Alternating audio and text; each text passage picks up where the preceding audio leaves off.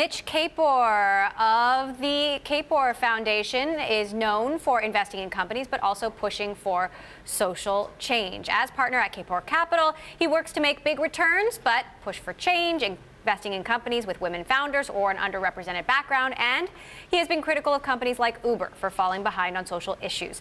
Bloomberg's Caroline Hyde caught up with Kapor in London and asked if he's seen a positive change in Uber. Take a listen.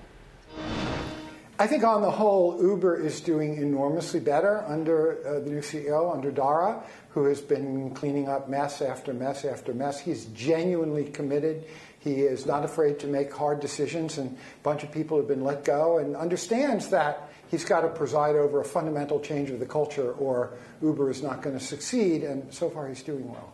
Do you think that that could ever repeat itself again? Do you think, though, perhaps that hearts and minds and ethics have changed within startup building, and we will not see scale have to sacrifice ethics and behavior? Oh, I think the likelihood of more explosive growth startups developing very powerful new platforms run by brilliant, young, asocial founders, I don't think we're done with that.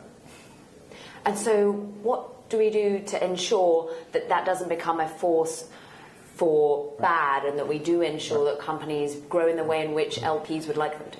Well, one thing that's different now is people are speaking up, from hashtag #MeToo to just all of the women and others in Silicon Valley. I don't think people are going to be silenced anymore.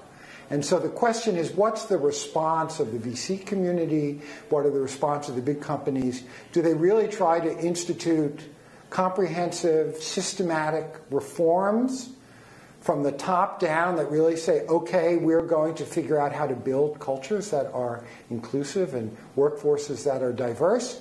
Or do they settle for cheap and easy, well, we'll post a link to our sexual harassment policy on our website? That in and of itself is just not going to get us where we need to get. Do you think that VC and big companies will make comprehensive change, as you call for? I think the window is still open to do that. I'm a hopeful person, but I'm also a skeptic.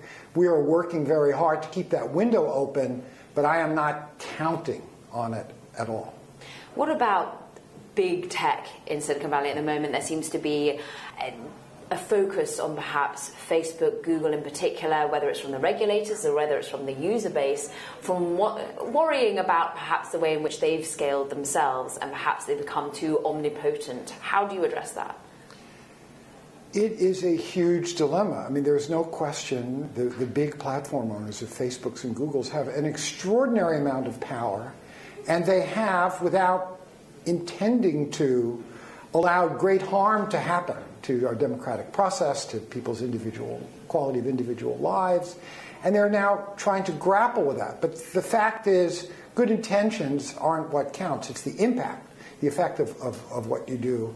I would be uncomfortable and losing sleep if I were on Facebook's board of directors, because their business model is integral to the kinds of harms that it has done. And can they stop messing things up and still meet their financial objectives? I don't see an answer on the table.